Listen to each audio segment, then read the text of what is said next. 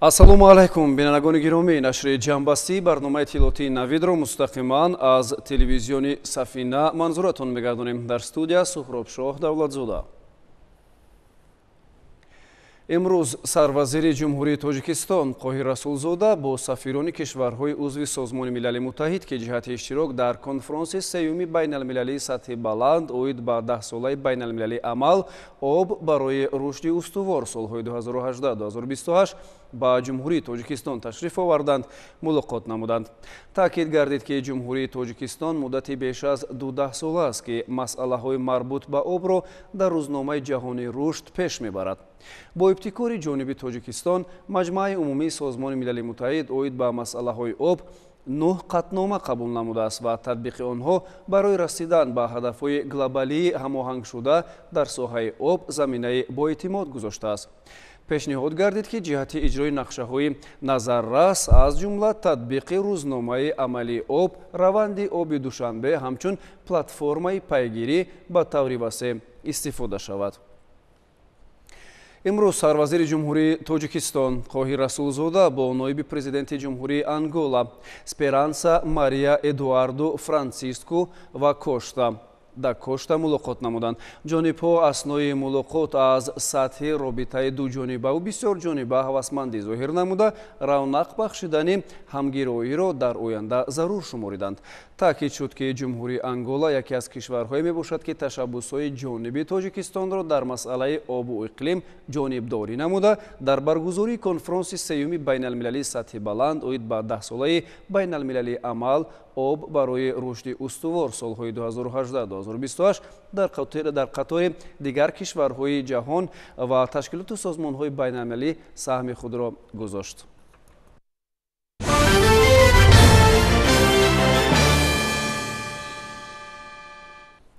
таври қаблан иттилоъ дода будем, дирӯз дар пойтахти Тоҷикистон шаҳри Душанбе конференсияи сеюми байналмилалии сатҳи баланд оид ба татбиқи 10-солаи байналмилалии амал об барои рушди устувор солҳои 2018-2028 оғоз гардид. дар кори ин чорабинии сатҳи баланди байналмилалӣ зиёда аз 2000 нафар аз ҳайатҳои расмии беш аз 100 давлати аъзои Созмони Милали Муттаҳид, роҳбарону коршиносон ва таҳлилгарони масоили обу иқлим аз 62 ташкилоту созмонҳои минтақавию байналмилалӣ иштирок доранд. имрӯз дар кохи Сомон ин ҳамоиши сатҳи баланд бо ширкати коршиносону сиёсатмадорон идома ёфт. ҳамкорони мо ҷараёни ҷаласаи пленариро дар гузориши худ пайгирӣ карданд. дар рӯзи дуюми баргузории конфронси сеюми байналмилалии оид ба 10-солаи байналмилалии амал об барои рушди устувор солҳои 2018-2028 ҷаласаи пленарӣ бо иштироки сарони ҳайатҳо идома ёфт. ҷаласа таҳти раёсати муовини сарвазири ҷумҳурии Тоҷикистон Сулаймон Зиёзода ҷараён гирифт. иштирокчиёни ин ҷаласа об ва таъминот бо ин сарвати бебаҳои табиатро асоси рушди ҳама бахшҳо аз ҷумла саноату кишоварзӣ маънидод карда, тағйирёбии иқлими сайёраро хатари бузург барои ҷомеаи ҷаҳонӣ арзёбӣ намуданд. طبق معلومات آماری 70% سطح زمین را آب فرا گرفته است. 97.5% آن آب شور بوده، 2.5% آبهای سیاره تازه و قریب 68.7% آن را آبهای یخ کرده و پیریخ‌ها تشکیل می‌دهند. امروز بیش از 663 میلیون نفر در نزدیکی محل زیستی خود از منبع آب آشامیدنی محروم بوده. 2.2 میلیارد اهالی کره زمین با آب تازه پاک دسترسی ندارند. طور ذکر شد در دولت‌های پیشرفته تا 30% ذخیره‌های آب تازه از سبب اخراج شدن تلف می‌یابد. در بعضی شهرهای کلان تلفات می‌تواند به 70% رسد. آب نه تنها برای رفع تشنگی و نگاه داشتن حیات و سلامتی ضرور است، بلکه ذخیره‌های آن در تمام ساحه‌های رشد اقتصادی، اجتماعی و انسانی اهمیت کلان دارند. قطع تامین آب به پیشرفت تمام ساحه‌ها، تندرستی، غذا، برابری گندری، شغل، معارف، صنعت و ثبات خلل می‌رساند. حکومت‌های محلی و جانب‌های منفعت‌دار در همه سطح‌های جامعه برای گرفتن عهده‌داری‌های اختیاری جهت سرعت بخشیدن به پیشرفت در سمت نائل گردیدن به هدف‌های رشد استوار و دیگر هدف و وظیفه‌هایی که در سطح بین‌المللی وابسته به آب موافق شده است همکاری خواهند کرد. طبق گزارش کارشناسان جهانی امروزه با مشکلات مربوط به آب مواجه است. الحال در جهان حدود 8 100 миллион нафар ба оби нӯшокӣ безарар дастрасӣ надошта, интизор меравад ки бо назардошти афзоиши тадриҷии аҳолӣ то соли 2030 қариб 40% аҳолии ҷаҳон ба мушкилоти норасоии об дучор гардад. истифодаи нодурусти об дар соҳаи кишоварзӣ ки 70% захираҳои обро ташкил медиҳад, ба шуршави тақрибан 20% заминҳои обёрӣ оварда расонид ки дастёбии бехатари озуқавориро дар оянда зери шубҳа мегузорад. зеро алҳол қариб 60% захираҳои озуқаи ҷаҳонӣ тавассути обёрии кишоварзӣ тавлид мегарданд. дигар мушкилоти мубрами соҳаи об ин дар сатҳи зарурӣ қарор надоштани ҳамкориҳои байнидавлатӣ оид ба истифодаи обҳои фаромарзист.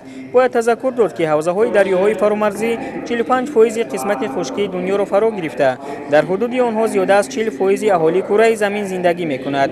дар ин ҳавзаҳо 145 давлати дуньё ҷойгир буда бидуни ҳамкорӣ ҳалли масъалаҳои марбут ба об ва дар ин замина таъмини сатҳу сифати муносиби зиндагӣ барои аҳолии онҳо мушкил мегардад. ҳамин гуна дар идомаи ҷаласаи пленарӣ беш аз 60 нафар сарони ҳайатҳо баромад намуда фикру андешаҳои худро доир ба мушкилоти обу иқлим дар ҷаҳон ва давлатҳои худ баён доштанд.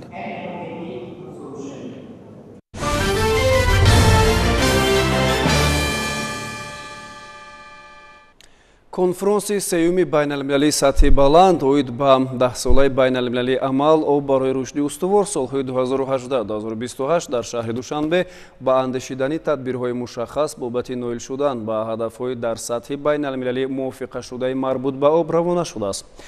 нақши ин чорабинии сатҳи байналмилалӣ дар ҳалли мушкилоти таъмини аҳолии сайёра бо об ва дигар масъалаҳои ба он алоқаманд муҳим мебошад.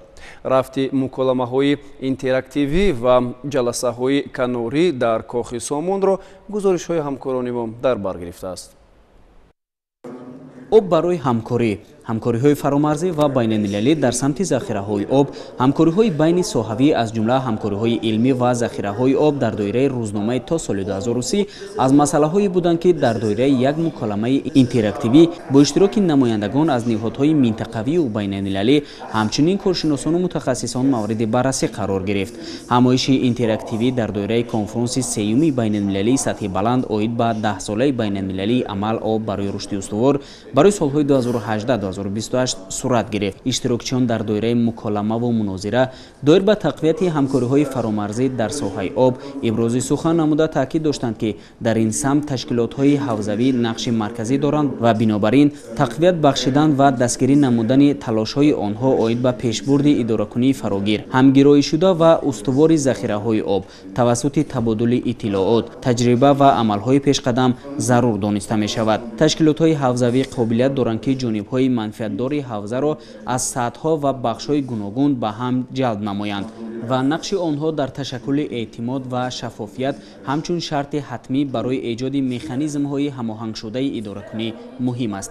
ин муколамаи интерактивӣ бар баҳсҳо ва паёмҳои калидӣ аз муколамаи чаҳоруми интерактивии конфронси оби Созмони Милали Муттаҳид дар соли 2023 асос меёбад. қобил ба зикри хос аст ки тадбири мазкур бо ҳамраисии Шайх Тидиан Дие, вазири об ва санитарияи ҷумҳурии Сенегал ва Саймон Збинден, сардори шӯъбаи об, агентии Швейтсария оид ба ҳамкории рушд, департаменти федералии корҳои хориҷии ҳамкории Швейтсария баргузор шуда, панелистон вазири захираҳои об ва игратсияи Миср, вазири энергетика ва захираҳои оби ҷумҳурии Тоҷикистон, мушовири президенти Қазоқистон, намояндаи махсуси президент оид ба ҳамкории байналмилалӣ оид ба ҳифзи муҳити зист, раиси кумитаи иҷроияи фонди байналмилалии наҷоти арал, менеҷери барнома ва ҳамоҳангсози шабака, маркази минтақавии экологии Осиёи марказӣ ва дигар шахсони расмӣ ба ҳисоб мерафтанд. Основная задача конференции – это,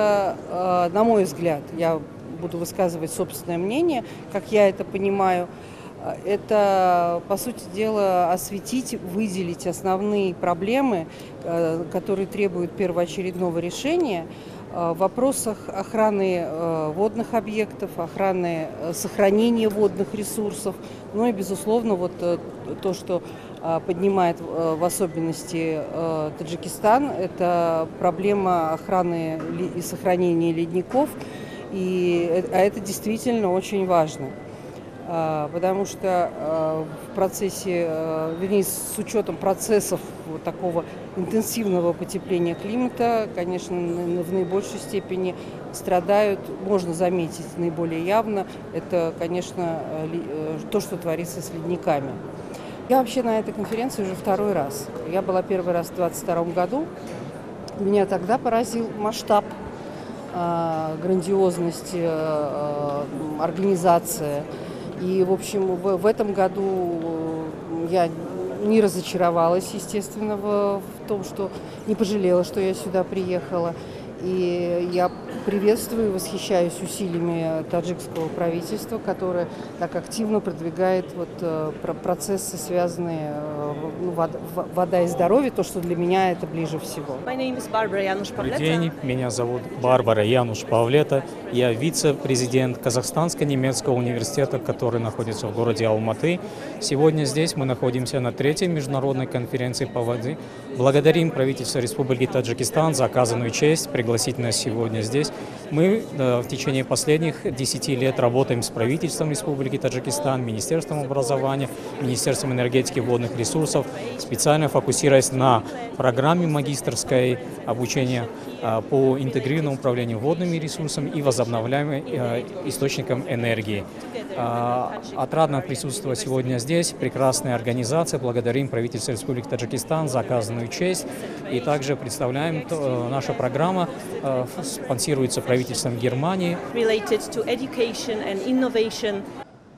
дар муколамаи интерактивии об барои иқлим, устуворӣ ва муҳити зист аз сарчашма то баҳр, биёгуногунӣ, иқлим, устуворӣ ва коҳиши хатари офатҳои табиӣ ки дар ҳошияи конфронси сеюми байналмилалии сатҳи баланд оид ба татбиқи 10-солаи байналмилалии амал об барои рушди устувор солҳои 2018-2028 нимаи аввали рӯз баргузор гардид, коршиносону намояндагони ниҳодҳои байналмилалӣ ва ҳолдонҳои соҳа бо баррасии масъалаҳои мубрам дар соҳаи обу иқлим ки яке аз мушкилоти аввалиндараҷа дар ҷаҳон маҳсуб меёбад, фикру андешаҳои худро баён доштанд. Иброз гардид ки асоси ин тадбирро баҳсҳо ва паёмҳои калидӣ ки аз муколамаи интерактивӣ дар давоми конфронси оби Созмони Милали Муттаҳид дар соли 2023 ба вуҷуд омаданд ташкил медиҳад. ҳозирин доир ба ҳифз ва захираҳои обии ҷаҳон, мушкилот ва нишондодҳои он ибрози сухан намуда, нақши президенти ҷумҳурии Тоҷикистонро дар ҳалли масоили вобаста ба об неку муассир арзёбӣ намуданд. таъкид гардид ки имрӯзҳо бештар аз 2 миллион нафар аҳолии сайёра аз дастрасӣ ба оби бехатар танқисӣ доранд ки ҳалли ин масъала бетарафиро намепазирад. ҳамчунин бо назардошти проблемаҳои оби ошомиданӣ ҳамасола фавти садҳо ҳазор нафар, хусусан кӯдакон дар ҷаҳон ба қайд гирифта мешавад ки ин боиси нигаронӣ аст. аз ин рӯ аз тамоми ҷомеаи башарӣ даъват ба амал оварда шуд ки нисбати истифодаи обу самаранокии он, ҳифзи пиряхҳо ва устувории муҳити зист масъулияти бештар ҳис намуда барои рафъи ин мушкилот дар ҷомеа саҳми муносиб гузоранд. қобил ба зикри хос аст ки ҳамчунин дар доираи конфронси сеюми байналмилалии сатҳи баланд оид ба 10-солаи байналмилалии амал об барои рушди устувор барои солҳои 2018-2028 нимаи дуюми рӯз чорабиниҳои канории об бо иштироки доираи васеи коршиносони сатҳи минтақавию ҷаҳонӣ баргузор шуд. чорабиниҳои канорӣ имконияти хуб барои ҷонибҳои манфиатдор ҷиҳати дар доираи хурд муҳокима намудани масъалаҳои рӯзмарра ба шумор меравад ки ширкаткунандагони конфронс мубодилаи таҷриба ва ғоя намуда роҳҳои нави ҳамкориро пайдо менамоянд. мавзӯи чорабиниҳои канорӣ ба мавзӯи умумии муколамаҳои интерактивии конфронси оби Созмони Милали Муттаҳид дар соли 2023 мувофиқат намуда дар сатҳи зарурӣ ва бо баррасии масоилҳои рӯзмарра вобаста ба обу иқлим баргузор гардид. тадбирҳо дар доираи конфронси сеюми байналмилалӣ вобаста ба об зери пайгирӣ ва таваҷҷӯҳи ҳарлаҳзаинаи намояндагони васоити ахбори оммаи дохилу хориҷи кишвар қарор дорад.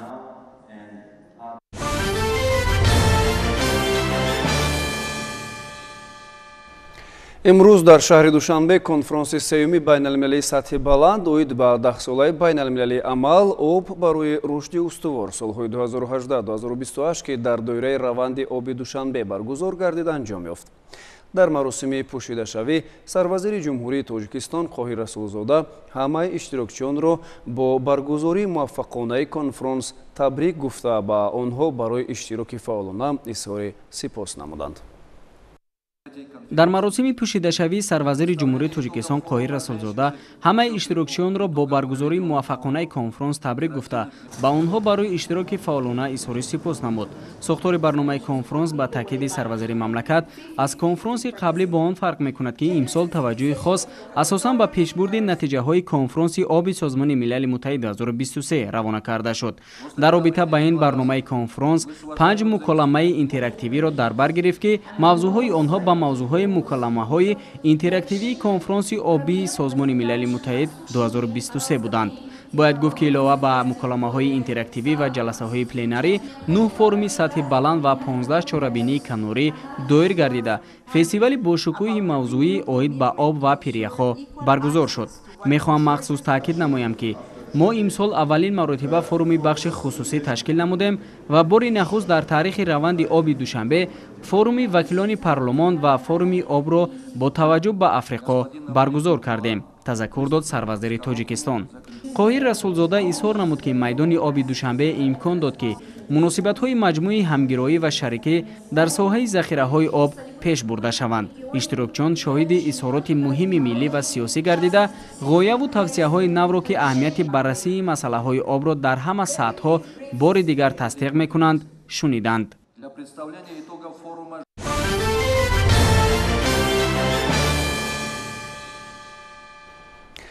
дар шаҳри Душанбе дар ҳошияи конфронси сеюми байналмилалии сатҳи баланд оид ба 10-солаи байналмилалии об барои рушди устувор солҳои 2018-2028 намоишгоҳи санъатии Тоҷикистон баргузор гардид. ҳадаф аз ташкили ин намоишгоҳ ба меҳмонони ҳамоиши сатҳи баланд муаррифӣ намудани имконот, иқтидор ва дастовардҳои саноатии миллӣ дар тамоми самтҳо мебошад.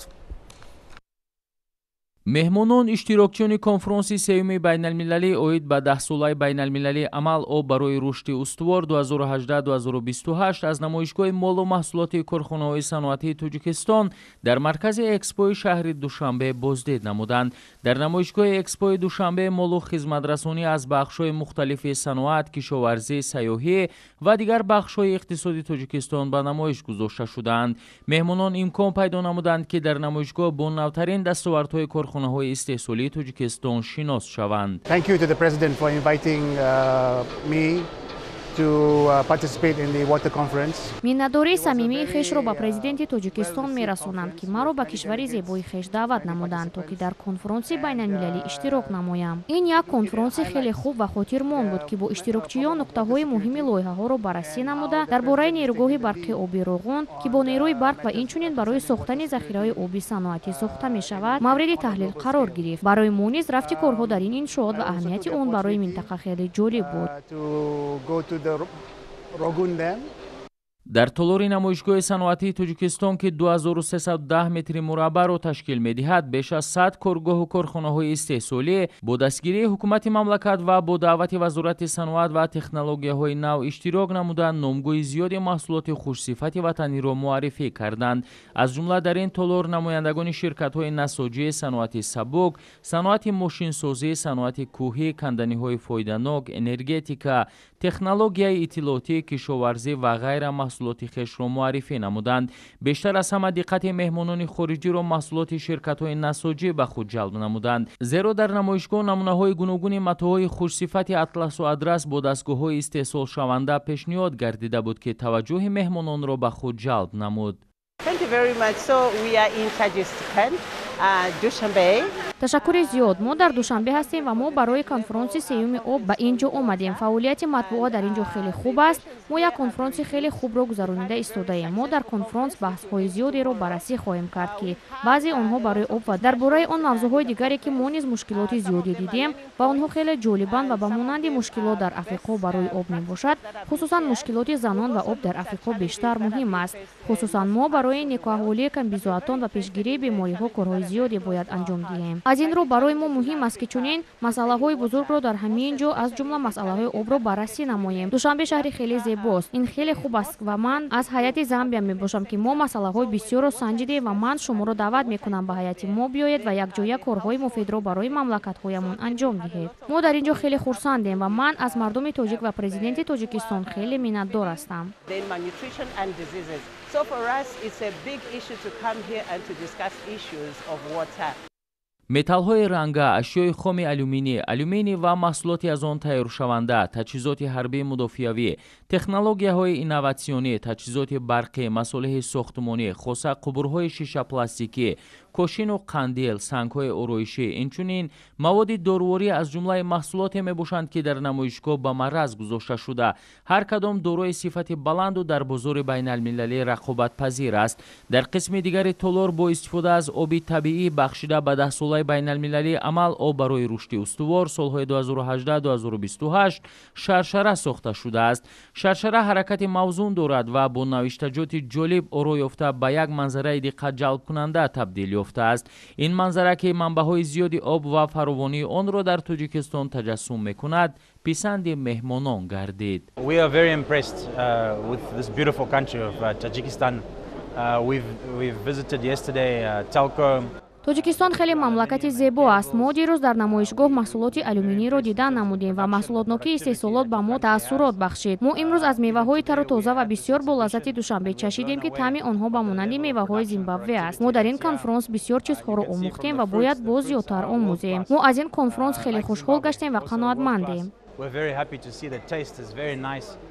дар толори маҳсулоти саноати хӯрокворӣ аз растаҳои пур аз анвои дар Тоҷикистон истеҳсолшаванда, ширкатҳои истеҳсолкунандаи маҳсулоти хӯроквории Ҷумҳурии Тоҷикистон, гӯшт ва маҳсулоти гӯштӣ, маҳсулоти ширӣ ва яхмос, меваҳои хушки ба таври замонавӣ ва мутобиқ ба стандарти байналмилалӣ бандубаст шуда, консерва ва афшураи меваю сабзавот, равғани растанӣ, орд ва маҳсулоти аз он тайёршаванда, маҳсулоти макаронӣ, обҳои ташнашикан, машрубот, маҳсулоти қаннодӣ, чой бо иловаи хушкмеваҳои ватанӣ ва ғайраро ба намоиш гузоштанд. Толори мазкур 1700 метри мураббаъро ташкил медиҳад. Дар ин ҷо 20 коргоҳу корхонаи истеҳсолии Тоҷикистон дар растаҳои алоҳида бо тарзу усули хос маҳсулоти хешро муаррифӣ карданд. конфронси имрӯза хеле ҳамоиши хуб аст. Паёми конфронс аз Нью-Йорк дар якҷоягӣ бо мизбонии Тоҷикистон бори аввал конфронс дар тӯли зиёда аз 14 сол оид ба об мебошад. Вақте ки баъдтар шумо дар бораи он муҳокима мекунед, боварӣ ҳосил кардан мумкин аст ки мо идомадиҳандаи ин ташаббус мебошем. Зеро ҳамагон медонем ки мушкилии об аз ҳама проблемаи муҳимтарин аст. Бинобар ин мо тасмим хоҳем гирифт ки барои беҳтар гардонидани мушкилоти марбут ба об кадом корҳоро бояд анҷом диҳем. воситаҳои нақлиёти мусофиркаш ва боркашонӣ, ҳарбии муҳофизатӣ, инчунин техникаҳои кишоварзии Тоҷикистон дар майдони кушоди намоишгоҳ пешниҳоди меҳмонон гардид. махсусан диққати меҳмононро нақлиёти мусофиркашонӣ ба худ ҷалб намуд ва онҳо аз дохили ин нақлиёт дидан намуданд. маврид ба таъкид аст ки намоишгоҳи саноатии Тоҷикистон дар маркази намоишгоҳи шаҳри Душанбе то 13 июн идома меёбад. сокинон ва меҳмонони пойтахт имкон доранд аз ин намоишгоҳ озодона дидан карда аз маҳсулоти корхонаҳои истеҳсолии кишвар шиносоӣ пайдо намоянд. табодули таҷриба, омӯзиши дастовардҳои соҳавӣ ва асос ба густариши бештари равобити тарафайн дар доираи конфронси сеюми байналмилалӣ оид ба 10-солаи байналмилалии амал об барои рушди устувор 2018-2028 дар маркази экспо шаҳри Душанбе намоишгоҳи саноатии Ҷумҳурии Тоҷикистон низ ташкил гардидааст ки хусусияти хоси он истифодаи технологияи муосиру безарар ва аҷати экологӣ тоза мебошад. дар ин замина меҳмонон ва иштирокчиёни ҳамоиши сатҳи баланд бо майли зиёд аз намоишгоҳи саноатии Тоҷикистон боздид намуданд. дар ин намоишгоҳ иқтидори ғайриоддӣ ва муосири саноатии Тоҷикистон муаррифӣ гардида, имконоту иқтидори истеҳсолии кишвар бо шакл ва сабку услуби хос мутобиқ ба ҳар бахш дар гӯшаҳои алоҳида намоиш дода шуд. дар ин рӯз Константина Чивенга, муовини якуми президенти Ҷумҳурии Зимбабве, бо ҳайати ҳамроҳон бо иқтидори истеҳсолии Тоҷикистон шинос шуда ба сифат ва шакли коркарду омодасозии маҳсулоти ватанӣ баҳои хос дод. дар ин форум аз дастовардҳои Тоҷикистон дар самтҳои кишоварзӣ, коркарди маҳсулот, саноати маъдан ва умуман чӣ гуна истифода ва коркард шудани маъданҳои табиӣ дидан кардем. таъссуроти таъсирбахше низ гирифтем ки аз пешрафти соҳаҳо ва аллакай бо технологияҳои инноватсионӣ коркард шудани маҳсулот аст. ин хеле қадами бузургест дар тӯли фаъолияти корхонаҳо, зеро агар ба таърихи фаъолияти баъзе аз ширкатҳои бузург назар кунем, фаъолияташон аз солҳои 60-уми асри гузашта шурӯъ шудааст ва акнун маҳсулоташон дар ҳадди ниҳоӣ коркард мешавад. аз ҳама муҳимтар истифодаи об аст. акнун ман дарк кардам ки чаро тоҷикистонро кишвари сероб дар осиёи марказӣ мегӯянд. аввал ин ки барои шумо обатонро тоза карда истифода бурдан шарт нест, чун табиӣ аст, тоза аз табиат дастраси шумо мегардад. ин аст он энергияи сабзе ки мо мебинем. ҳукумати ҷумҳурии тоҷикистон на танҳо дар таъмини оби ошомиданӣ, балки дар тавлиди энергияи сабз бо ин роҳ низ пешсаф аст, яъне иқтидорҳои энергетикӣ аз ҳисоби нерӯгоҳҳои барқи обӣ зиёд мешаванд. ин ҳама бароям таъсирбахш буд. намоишгоҳи саноатии тоҷикистон ки дар доираи конфронси сеюми байналмилалии оид ба 10-солаи байналмилалии амал об барои рушди устувор 2018-2028 дар маркази экспои шаҳри душанбе ифтитоҳ гардид, маҳсулоти истеҳсоли сирф ширкатҳои ватанӣ хоса намунаҳои иқтидори истеҳсолиро барои меҳмонон дар тамоми бахшҳо шурӯъ аз технологияҳои нав, низоми мошинсозӣ, саноати кимиё, саноати сабук ва насоҷӣ, дорусозӣ, маҳсулоти санитарӣ, инчунин масъулаи сохтмонӣ, саноати хӯрокворӣ, нӯшокиву нӯшобаҳо, шаклҳои техникаҳои зирехпӯши истеҳсоли ватанӣ, техника ва мошиналоти кишоварзӣ, молҳои соҳаи электротехника, нуриҳои минералӣ, чарм, маҳсулоти полиграфӣ ва электротехникаи маиширо ба маъраз гузошт. дар ин рӯз Раймонд Донгсима, сарвазири ҷумҳурии Габон низ дар ҷараёни боздид аз гӯшаҳои намоишӣ бо имконоту намунаҳои иқтидори истеҳсолии Тоҷикистон шинос шуда, барои таъсиси корхонаҳои муштараки саноатӣ, воридоту содироти маҳсулот ба кишварҳои ҳамдигар ва баҳри афзоиши ҳаҷми гардиши молбайнӣ ҳам омодагӣ баён намуд. ман бо даъвати ҷониби Тоҷикистон омадам, то дар ин конфронси сатҳи баланд иштирок кунам. иштирок дар ин ҳамоиш муҳим аст, чун он як мавзӯи глобалӣ буда ба бисёре аз кишварҳои ҷаҳон таъсир мерасонад. далел ин аст ки ба ин нишаст намояндагони беш аз 100 кишвари дунё омадаанд. нақши раисҷумҳури шумо дар ҳалли мушкилоти об муҳим ва роҳбарикунанда аст. ин масъала дар оянда то рафт муҳим мешавад. дидед ки форум бо миқдори муайяни кор оғоз ёфт.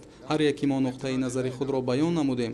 дирӯз ман худам баромад намудам ва оиди муҳимияти ин масъала иброз дошта будам. шумо на танҳо об доред, балки оби хушсифат доред ва дар ин самт мавқеи устуворро низ соҳиб ҳастед. фикр мекунам ки ҳама ҷонибҳои манфиатдор низ барои баёни нигарониҳои кишвари худ ва ҳадафҳои устувори дар пеш гузошташуда сарҷамъ шудаанд. мақсади асосӣ барои ҳамаи мо кишварҳо ҳар чӣ бештар ба ин ҳадафҳо наздик шудан аст. ҷумҳурии тоҷикистон бо шарофати сиёсати хориҷии худ ки дар заминаи низоми дарҳои кушода татбиқ мешавад, тавонист на танҳо равобити судмандро бо давлатҳои хориҷ нигоҳ дорад, балки бо пайдо намудани равиши хоси дипломатияи худ ки бар ҳифзи манфиатҳои миллӣ ва эҳтироми арзишҳои умумии башарӣ асос ёфтааст, ҳамчун як кишвари фаъол ва таъсиргузор дар ҳалли масоили глобалӣ шинохта шавад. ин аст ки имрӯз ҷумҳурии тоҷикистон дар радифи фаъолнокӣ дар ҳалли мушкилоти глобалӣ ҳамзамон ҳадафҳои рушдро дар шакли муосир чун иқтисоди сабз ва энергияи сабз муаррифӣ ва тарғиб менамояд.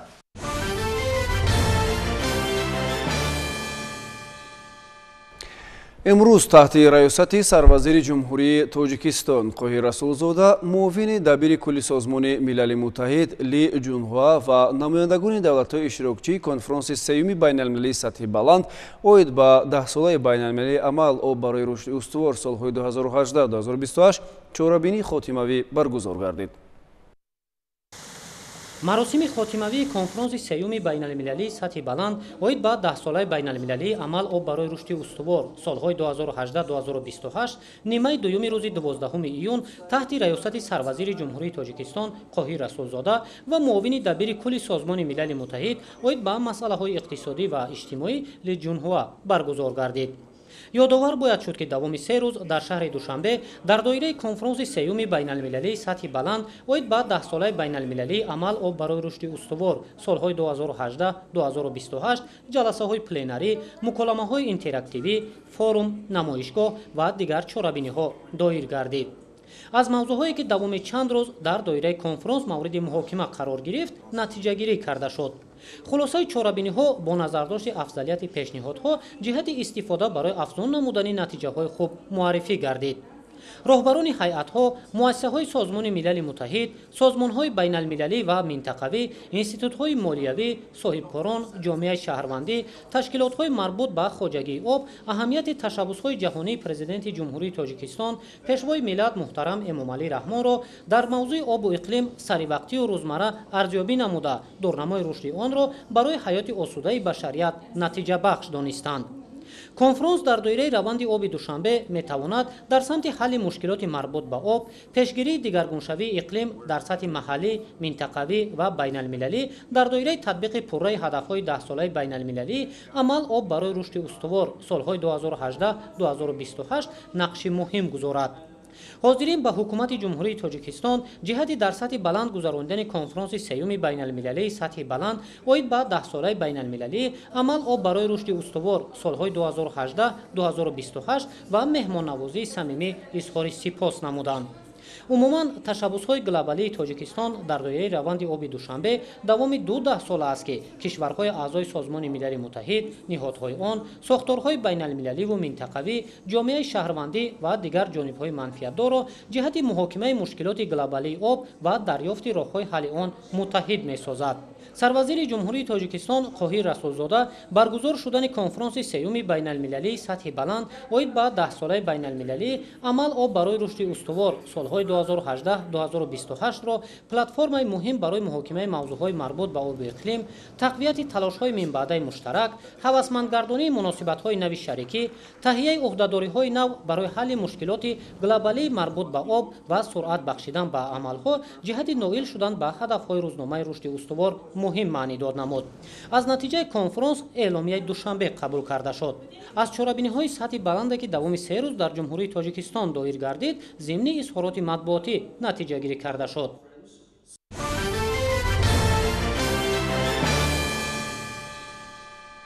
дар шаҳри Душанбе дар доираи конфронси сеюми байналмилалии сатҳи баланд оид ба 10 солаи байналмилалии амал об барои рушди устувор солҳои 2018-2028 форуми байналмилалии парлумонӣ доир гардид.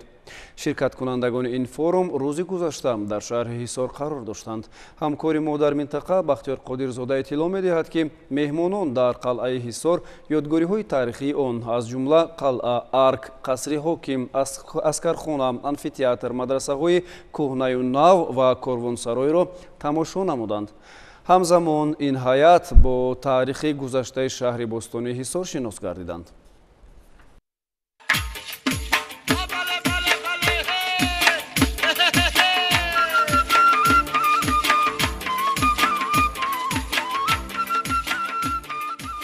ҳайати иштирокчиёни форуми байналмилалии парлумонӣ ва вакилони маҷлиси намояндагони маҷлиси олии ҷумҳурии Тоҷикистон зери навои оҳангу суруд ва садои рӯҳнавози карнаю сурнай дар назди мамнунгоҳи таърихию фарҳангии шаҳри Ҳисор мавриди истиқбол ва пазироӣ қарор гирифт. дар ин ёдгории беназири бостонӣ иштирокчиёни форуми байналмилалии парлумонӣ ба таъриху тамаддуни миллати тоҷик аз наздик ошноӣ пайдо намуданд. гуфтан ба маврид аст ки форум бо мақсади татбиқи ташаббусҳои ҷаҳонии президенти ҷумҳурии Тоҷикистон пешвои миллат муҳтарам Эмомалӣ Раҳмон ва нақши фаъол доштан дар ҳалли мушкилоти вобаста ба об дар сатҳи парлумонҳои ҷаҳонӣ алал хусус минтақаи Осиё ва Уқёнуси Ором аз ҷониби маҷлиси намояндагони маҷлиси олии ҷумҳурии Тоҷикистон дар ҳошияи конфронси сеюми байналмилалии сатҳи баланд оид ба 10 солаи байналмилалии об барои рушди устувор солҳои 2018-2028 амалӣ гардид. чун одати деринаи шарқиёна дар ин ҷо низ меҳмонон пазироӣ хуб шуданд ва ба ифтихори онҳо барномаи зебои фарҳангӣ пешниҳод карда шуд.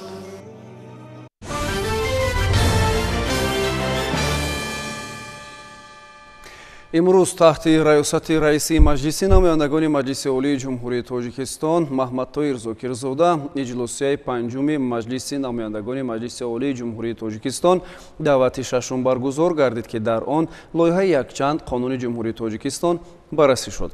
дар иҷлосия лоиҳаи қонуни конститутсионии ҷумҳурии тоҷикистон оид ба ворид намудани тағйиру иловаҳо ба қонуни конститутсионии ҷумҳурии тоҷикистон дар бораи судҳои ҷумҳурии тоҷикистон. лоиҳаи қонуни ҷумҳурии тоҷикистон дар бораи ворид намудани тағйир ба кодекси гумрукии ҷумҳурии тоҷикистон. созишнома байни ҳукумати ҷумҳурии тоҷикистон ва ҳукумати ҷумҳурии Корея оид ба маблағҳои қарзии фонди рушди ҳамкориҳои иқтисодӣ. созишномаи грантӣ байни ҷумҳурии тоҷикистон ва бонки аврупоӣ таҷдид ва рушд вобаста ба лоиҳаи таҷдиди шабакаи интиқоли барқи сӯхт. созишномаи грантӣ байни ҷумҳурии тоҷикистон ва бонки аврупоӣ таҷдид ва рушд вобаста ба лоиҳаи васеъсозии шабакаи интиқоли барқи сӯхт. созишномаи қарзӣ байни ҷумҳурии тоҷикистон ва бонки аврупоӣ таҷдид ва рушд вобаста ба лоиҳаи таҷдиди шабакаи интиқоли барқи сӯхт. созишномаи қарзӣ байни ҷумҳурии тоҷикистон ва бонки аврупоӣ таҷдид ва рушд вобаста ба лоиҳаи васеъсозии шабакаи интиқоли барқи сӯхт. лоиҳаи қонуни ҷумҳурии тоҷикистон дар бораи ворид намудани тағйиру иловаҳо ба кодекси андози ҷумҳурии тоҷикистон. лоиҳаи қонуни ҷумҳурии тоҷикистон дар бораи ворид намудани тағйиру иловаҳо ба кодекси мурофиавии иқтисодии ҷумҳурии тоҷикистон. лоиҳаи қонуни ҷумҳурии тоҷикистон оид ба ворид намудани тағйиру иловаҳо ба қонуни ҷумҳурии тоҷикистон дар бораи сарҳади давлатии ҷумҳурии тоҷикистон. лоиҳаи қонуни ҷумҳурии тоҷикистон оид ба ворид намудани тағйирот ба қонуни ҷумҳурии тоҷикистон дар бораи дигар пайдохтҳои ҳатмӣ ва буҷетӣ. лоиҳаи қонуни ҷумҳурии тоҷикистон оид ба ворид намудани тағйиру иловаҳо ба қонуни ҷумҳурии тоҷикистон дар бораи кӯмакҳои унвонии иҷтимоӣ. лоиҳаи қонуни ҷумҳурии тоҷикистон оид ба ворид намудани тағйиру иловаҳо ба қонуни ҷумҳурии тоҷикистон дар бораи собиқадорон.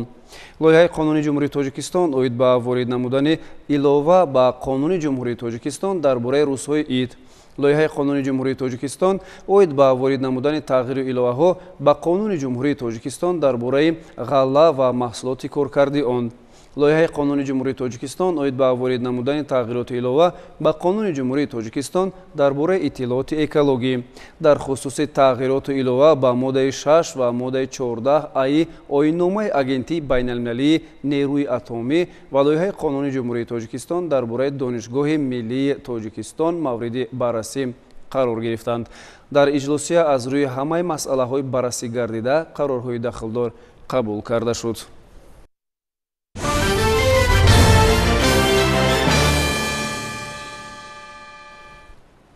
идомаи барнома. ҳукумати мамлакат бобати татбиқи низоми ҳукумати электронӣ ҳамаи чораҳоро амалӣ мекунад. сохтори марбутаи давлатӣ дар ин самт қадамҳои устувор гузошта ҷиҳати татбиқи ин ҳадафҳо корбарии ҷараён дорад.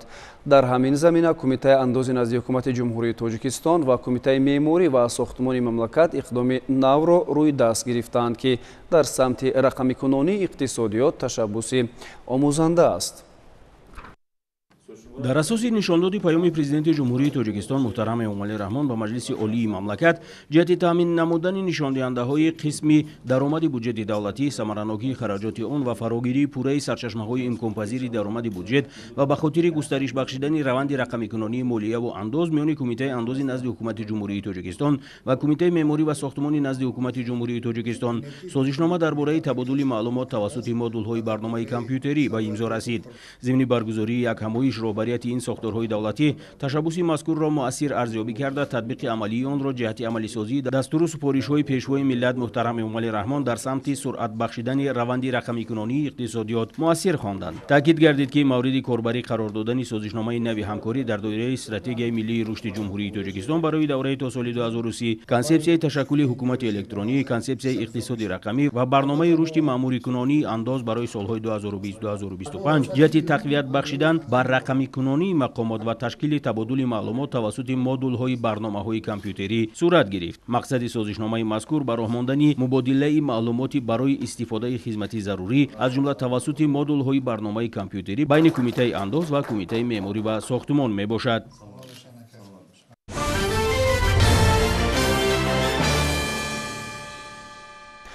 дар шаҳри хорух семинари омӯзишӣ таҳти унвони масъалаҳои таъмини ҳифзи сирри давлатӣ ва ҳифзи техникии иттилоот дар вилояти мухтории Кӯҳистони Бадахшон камбудиҳои ҷойдошта ва роҳҳои ҳалли он доир гардид. дар он зиёда аз 30 нафар роҳбарони дастгоҳи раисони шаҳру ноҳияҳо, масъулони мақоми низоми махфӣ ва дигар шахсон иштирок доштанд. ҳадаф аз баргузории чунин курси сайёр баландбардоштани савияи касбӣ рушди донишҳои соҳавӣ арзёбӣ шуд. бо ташаббуси саridораи ҳифзи сирри давлатӣ назди ҳукумати ҷумҳурии Тоҷикистон дар шаҳри Хоруғи вилояти мухтори Кӯҳистони Бадахшон курси сайёри омӯзишӣ дар мавзӯи масъалаҳои таъмини ҳифзи сирри давлатӣ ва ҳифзи техникии иттилоот дар вилояти мухтори Кӯҳистони Бадахшон камбудиҳои ҷойдошта ва роҳҳои ҳалли он бо иштироки беш аз 30 нафар роҳбарони дастгоҳи раисони шаҳру ноҳияҳо, масъулони мақоми низоми махфият ва дигар шахсони масъул доир карда шуд. чорабинии мазкур дар доираи барномаи давлатии таҳкими ҳифзи сирри давлатӣ ва ҳифзи техникии иттилоот дар ҷумҳурии Тоҷикистон барои солҳои 2022-2026 ки бо қарори ҳукумати ҷумҳурии Тоҷикистон аз 29 июли соли 2022 таҳти рақами 377 қабул гардидааст, роҳандозӣ шуда давоми рӯзҳои 12-14 июни соли 2024 идома меёбад. дар раванди ба технологияи рақамӣ гузаштани соҳаҳои иқтисодиёти мамлакат самти ҳифзи техникии иттилоот ва пешгирии ифшои маълумотҳо тавассути каналҳои техникӣ барои пешгирӣ намудани онҳо таваҷҷӯҳи хоса талаб менамояд ва саridораи ҳифзи сирри давлатӣ низ яке аз ҳадафҳои худро дар самти ҳифзи техникии иттилоот ихроҷшавии маълумот тавассути каналҳои техникӣ равона намудааст ва боварии комил дорем ки дар натиҷаи курси сайёри омӯзишӣ метавонем ки бо масъулони мақоми низоми махфияти мақомоти давлатӣ ва ташкилотҳо тавониста бошем ки ҷиҳати пешгирӣ намудани ифшои маълумотҳо тавассути каналҳои техникӣ ва ҷиҳати бартараф намудани камбудиҳое ки дар фаъолияти мақомоти давлатӣ ва ташкилотҳо дар самти ҳифзи сирри давлатӣ ва ҳифзи техникии иттилоот вуҷуд дорад саҳмгузор бошем. курси сайёри омӯзишӣ бо мақсади баланд бардоштани савияи касбӣ, рушди донишҳои соҳавии масъулони мақоми низоми махфияти мақомоти давлатӣ ва ташкилотҳои дахлидори вилоят, дарки муҳимият ва зарурати дуруст ба роҳ мондани коргузории махфӣ ва баррасии масъалаҳои дар самти кории онҳо ҷойдошта доир карда шуда, мутахассисони соҳа тибқи барномаи таълимӣ дар ҳаҷми 16 соат ба шунавандагон дарс мегӯянд. лозим ба зикр аст ки шунавандагони курси омӯзишии мазкур дар фарҷоми чорабинӣ бо гувоҳномаи хатм сарфароз карда мешаванд.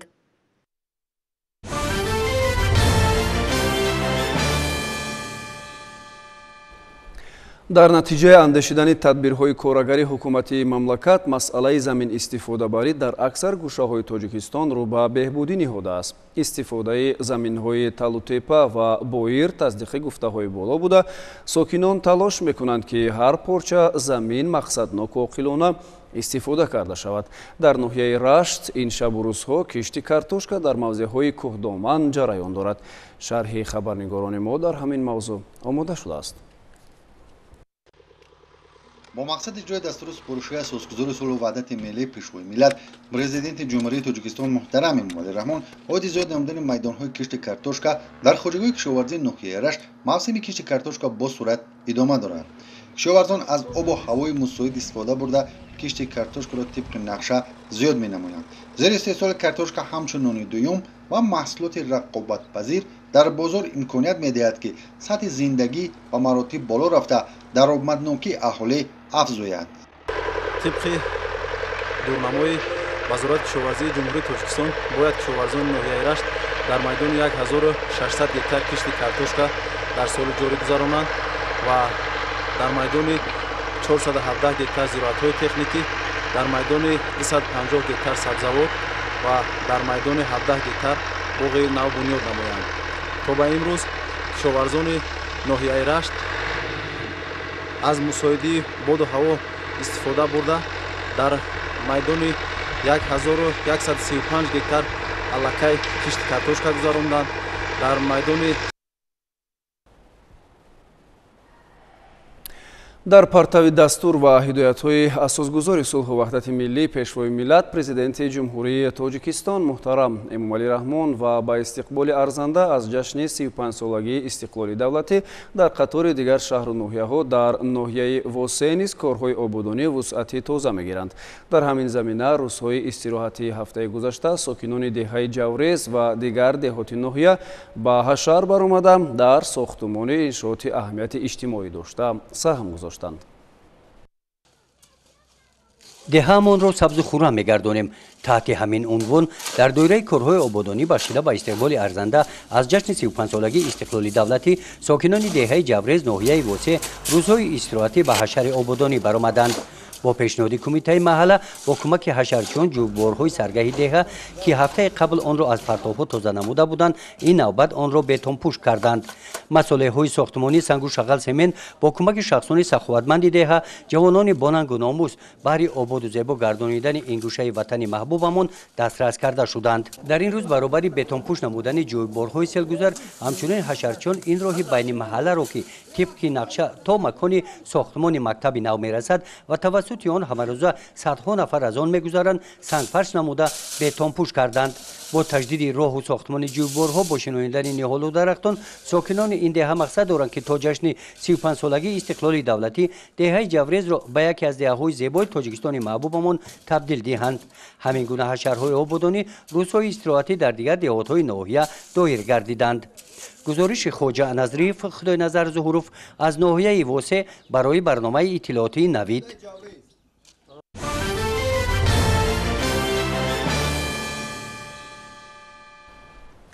дар Исфара даври шаҳрии озмуни ҷумҳуриявии илм, фуруғи маърифат баргузор шуд. ин тадбир бо ҷалби беҳтаринҳо аз муассисаҳои таълимии шаҳр сурат гирифта, ғолибони марҳилаи шаҳрӣ ба даври вилоятӣ рухсат гирифтанд. ҷузъиёти бештари мавзӯъ дар матлаби навбатии барнома.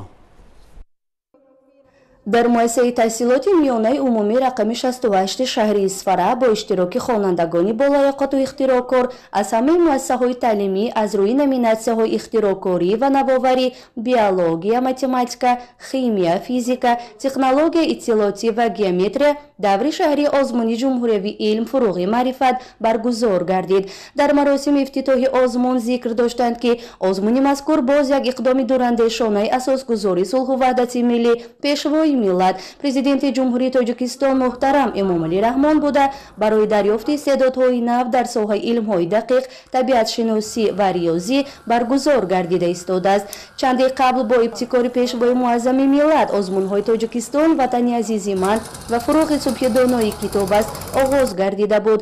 озмуни илм, фуруғи маърифат сеюмин иқдом аз ҷониби сарвари давлат буда дар доираи эълон гардидани 20-солаи омӯзиш ва рушди илмҳои дақиқ, табиатшиносӣ ва риёзӣ амалӣ шуда истодааст ва ҳадаф аз баргузори ин озмун аз байни довталабон дарёфт намудани нобиғаҳои нав махсусан дар соҳаи илмҳои дақиқ мебошад.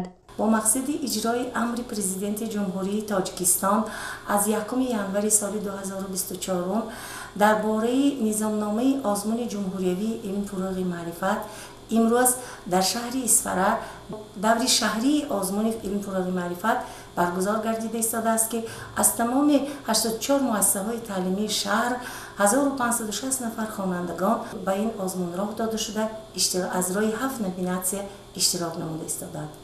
خوشبختانه با امر خیرتمندانه، با امر معارف پرورانه، با امر دوربینانه اساسگذار صلح و وحدت ملی پیشوای ملت پرزیدنت مملکت محترم امامعلی رحمان تشکیل و برگزار نمودن این آزمون‌ها در بین خوانندگان برای بیدار نمودن ذوق علمی و تکنیکی آنها رشد عمیق فن‌های دقیق ریاضی و طبیعت شناسی می باشد. این لایحه را من برای 20 سالگی رشد فن‌های طبیعت شناسی دقیق و ریاضی ساختم که فتوسینتز چنان که می‌دانیم این روندی می باشد که توسط آن از ماده‌های غیر ارگانیکی ماده‌های ارگانیکی حاصل می‌شوند. فتوسینتز از کلمه لاتینی فاتوس روشنی و سینتز پیوستگی گرفته شده است. فتوسینتز دو روند را اثر می‌گذراند: فازه روشنایی و فازه تاریکی. در فازه روشنایی برگی رسانی‌ها با تاثیر نور آفتاب гази карбонатро гирифта гази оксигенро хориҷ мекунанд. Дар фази торикӣ бошад, баръакси он гази оксигенро гирифта гази карбонатро хориҷ мекунанд ки ин равандро раванди фотосинтез меноманд. таъкид гардид ки ҳадафи аз баргузории озмуни илм фуруғи маърифат дарёфти олимон ва нобиғаҳои нав аст.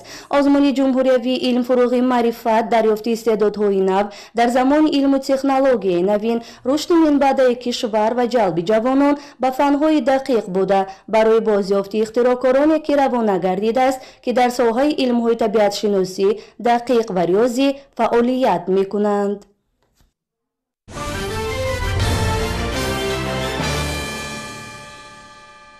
дар ноҳияи Овон даври ноҳиявии озмуни ҷумҳуриявӣ ҳунар омӯз доир гардид. дар ин даври озмун ҳунармандони чирадаст намунаи малакаҳои дастиро ба маъразаи тамошо гузоштанд.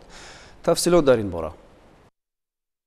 طبق نظامنامه به آزمون هنرمندان از روی 7 نامیناسیا از جمله کندکاری، چوبتراشی و سبدبافی، گچکاری، آینه بندی و کندلنگاری، زرگری و میسگری و آهنگری، آرایش از سنگ، کلالگری، چیدگری، زردوزی، نقشدوزی و پاپوری، نمدمالی و قالین بافی معلوم محصولات خود را پیشنهاد نمودند. یادآور می‌شویم که آزمون مذکور طبق جدول برگزاری فستیوال، نمایش، عید، آزمون‌های عنعنه و هنرهای مردمی و جشن و سالگردها در جمهوری تاجیکستان برای سال 2024 که سنه دایرشوی آن شنبه و یکشنبه یکم ماه ایون معین شده است تشکیل گردید. مقصد از برگزاری آزمون رشد فعالیت هنرمندی، حفظ و نگهداری میراث غیرمادی فرهنگی، تربیت حس زیبایی پرستی، خویشتن شناسی، هنرمندی و وطن دوستی، احیای عنعنه‌های اجدادی، هنرهای مردمی و عمومی گردانیدن سنت‌های بهترین هنرهای مردمی، ترغیب تجربه پیشقدم هنرمندان ورزیده، معرفی نمودهای گوناگون محصولات هنرمندی و دستگیری و هوسمندگردانی هنرمندان بوده. اینچنین برای به شغل فرا گرفتن اهالی و بهتر گردیدن سطح زندگی مردم مساعدت می‌نماید. همزمان در دایره چهاربینی مذکور یارمرکه جایهای خالی کاری و وظیفه‌های آزاد برگزار گردید که در آن از جانب 9 کارخانه ناحیه زیاده از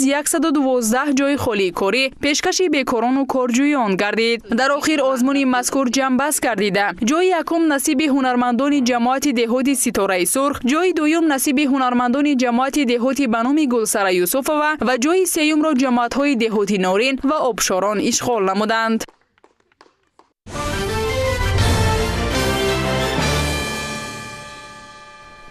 бинандагони азиз, ҳамин гуна буданд хабарҳои нашри ҷамъбастии барномаи иттилоотии навид. барномамон ба анҷом мерасад, вале барномаҳои дигар телевизиони Сафина идома дорад. дар давоми шаб бароятон истироҳати хубу хушро таманно мекунем. хайр.